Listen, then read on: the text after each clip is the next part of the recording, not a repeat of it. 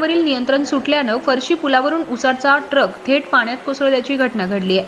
दुर्घटनेमध्ये truck चालक हा गंभीररित्या जखमी झालाय, तर वाहकाने प्रसंग अवधान राखत ट्रकमधून उडी घेतल्यानं त्याचा जीव बचावला आहे। साक्री तालुक्यातील पिंपळनेर सामोडे परिसरात ही घटना घडली आहे। या रस्त्याचं काम चालू असल्यामुळे अनेक छोटे मोठे अपघात नेहमी या ठिकाणी घडत असतात। मावा मार्गावरील इतर वाहन चालकांनी तसेच परिसरातील नागरिकांना हा सर्व प्रकार लक्षात येताच घटनास्थळी धाव घेत ट्रकमध्ये अडकलेल्या ट्रक चालकास मोठ्या शर्थीच्या प्रयत्नानंतर बाहेर काढलं असून त्यास शासकीय रुग्णालयामध्ये उपचारासाठी दाखल करण्यात आलं असल्याची माहिती स्थानिक नागरिकांनी यावेळी दिली आहे। Tejvarta news network Dhule.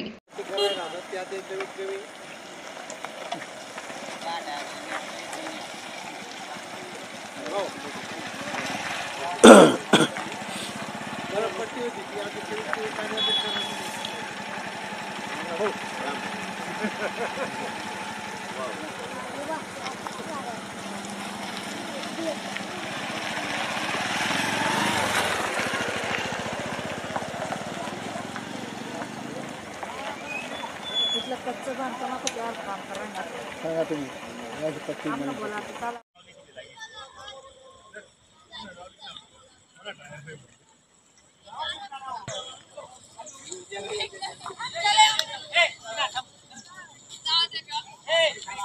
नहीं नहीं नहीं चल चल चल चल बेटा चल।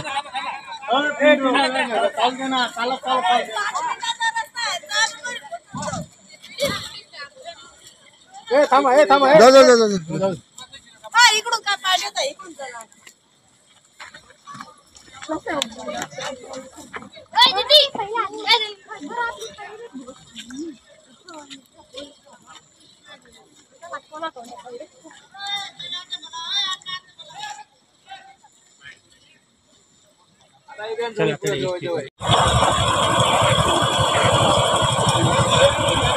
चालली पण दिल्या घरी सुखी राहा, दिल्या घरी सुखी राहा चालली म्हणा ती बस। निकृष्ट काम बघून मागे परत गेली। निकृष्ट काम पाहून गाडी परत चालली, परत ती सासरवाडी यायला तयार नाही।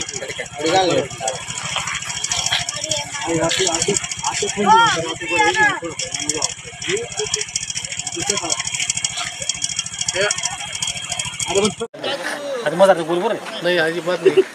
बोल। जेवापूर गावातील रहिवासी असून या ठिकाणी हे एकदम जुनं फरशीचं काम आहे, पण फरशीचं काम इतकं निकृष्ट दर्जाचं होऊन राहिलं तर या गावाकडे कोणाचंही लक्ष नाही आहे। फरशीचे पूर्ण ना 2 तुकडे झाले, डागडुजी गावकरी करून राहिले। बस येण्यासाठी आम्ही इकडनं तिकडनं साक्रीपर्यंत जातो, बस आणतो। आजची परिस्थितीला आमची बस रोयणहून परत जाते, शाळेचे पोरं घरी बसतायत, शाळेच्या पोरांची एकदम गैरसोय होते। आता फरशी ही पूर्ण तुटलेली, पण आता पावसाळ्यात बी हाल होत आहेत, आता उन्हाळ्यात पण हाल होत आहेत। आता आमच्या गावांचा पूर्ण संपर्क तुटलेला आहे, तर ही फरशीची उंची कमीत कमी उंच वाढवायची आहे। यासाठी काहीतरी कमीत कमी 15 फूट तरी पाहिजे, आणि ही फरशी आज पूर्ण निकामी झालेली आहे। याच्यासाठी काहीतरी प्रशासनाने निर्णय घेतला पाहिजे।